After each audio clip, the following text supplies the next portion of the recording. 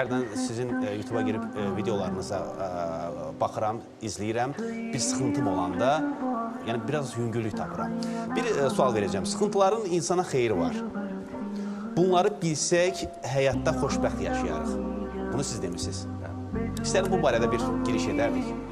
Bilirsiniz, insan sıxıntısız mövcud ola bilmir. Bu, insan həyatının qaydasıdır.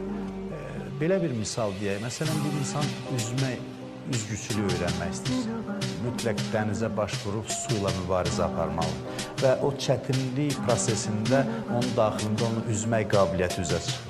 Biz üzgüçülük haqqında yüzlərlə kitab oxusaq, su ilə vuruşmasaq, çarpışmasaq biz o istedadı üzə çıxara bilməyəcəyik. Bizim daxilimizdə potensial istedadlar var. Həyat çətinlikləri o istedadları üzə çıxarmaq üçün. Yəni, istənilən bir oyun o zaman cazibəli olur ki, biz maneə ilə qarşılaşırıq. Məsələn, futbol oyunu geniş yayılmış bir oyundur.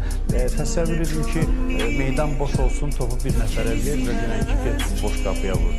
Bu, onu rahat şəkildə edəcək, amma oyunun cazibəsi olmayacaq. Qələbə çalmağın anlamı olmayacaq.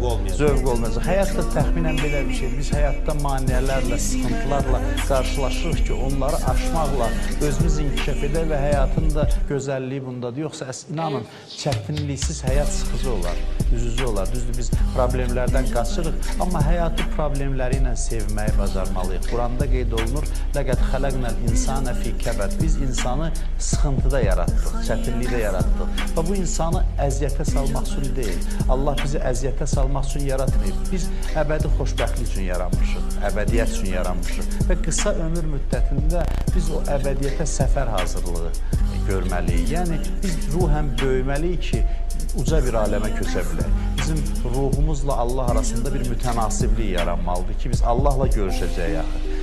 Bizim həyatımızın son nöqtəsi Allahla görüşdür. Bu görüşə hazırlaşmaq üçün biz həyatın müxtəlif sınaqları ilə qarşılaşırıq, rastlaşırıq və o sınaqları ötdükcə insanda bir böyümə baş verir, mənəvi yüksəliş baş verir və yeri gəlmişkən Qurban Bayramı da elə bunun tərənnümüdür. Həzrəti İbrahim oda atılır, odda yanmır. Bunlar hamısı həm də simvolik mənalar kəsb edir. Yəni, oda atılır, ondan sonra ona qarşı müxtəlif çətinliklər, sıxıntılar olur. Övladı yeni dünyaya gələn kimi Allah deyir, onu apar, susuz bir səhrada saxla.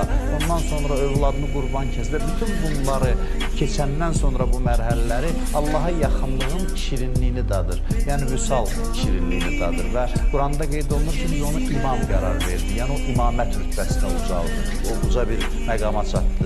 İmtahanlardan keçəndən sonra. Həyatda biz məqsəd üçün yaşayarıqsa, ali hədəflər üçün yaşayarıq.